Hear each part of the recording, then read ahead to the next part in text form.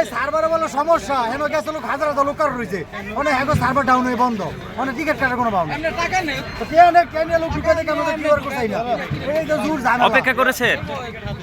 করেছেন এক ঘন্টা দরকার রয়েছে 1 ঘন্টা দরকার রয়েছে একজন এখন গিয়ে দেয় না জিজ্ঞান সবাই 1 ঘন্টা ধরে লোক দাঁড়ায় রয়েছে কিউআর কোড স্ক্যান করছে আমি করছি দেখা করতে সার্ভার ডাউন নাম কি আর কোন আপনি হাতে হাতে টাকা দিতেন? টাকা নেয় না ভিতরে টাকা নেয় না হাতে হাতে টাকা দিলে নেয় না? টাকা নেয় না ভাই হাত দিত ভিতরে টাকা নেয় না তো টাকাও নেয় না সার্ভার বলে বন্ধ আমি ভিতরে বলছি সার্ভার বন্ধ ভাই সার্ভার বন্ধ আপনাকে সব লোক আর রয়েছে তো এমনি কি আমরা লোক যাইব আমরা কি কত বড় মেলা বন্ধ হয়েছে বোকা আপনি বুঝতে না কত বড় মেলা বন্ধ হয়েছে বোকা।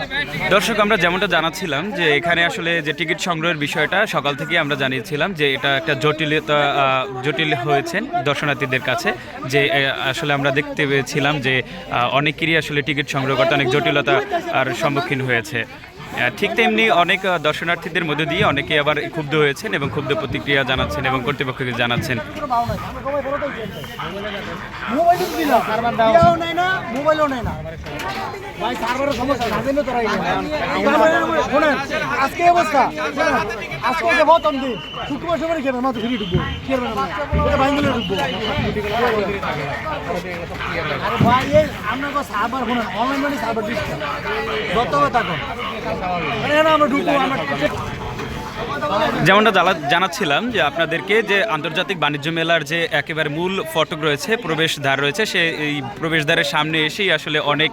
ক্ষুব্ধ দর্শনার্থীরা তাদের ক্ষুব্ধ প্রতিক্রিয়া ব্যক্ত করছেন কারণ তারা আসলে টিকিট সংগ্রহ করতে ব্যর্থ হয়েছেন এবং তাদের সার্ভার ডাউন এমনকি তারা যদি হাতে হাতে টাকা দেওয়ার প্রস্তাব দিলেও তাদের টাকা নিয়ে তাদের আসলে টিকিট দেওয়া হয়েছিল না। পরবর্তীতে ক্ষুব্ধ হয়ে প্রায় কেউ 1 ঘন্টা কেউ আবার 1.5 ঘন্টা ধরে অপেক্ষা করছিলেন। পরবর্তীতে তারা আবার এই ক্ষুব্ধ হয়ে আসলে মূল ফটকে এসেছেন এসে তারা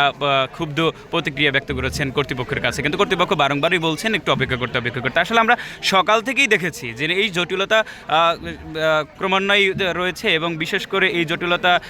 আসলে অনেক বন্ধ করে দিয়েছিল টিকিট যে বিতরণ কার্যক্রম যেখানে পরিচালনা করা হয়। ঠিক তেমনি আমরা এখন দেখতে পাচ্ছি যে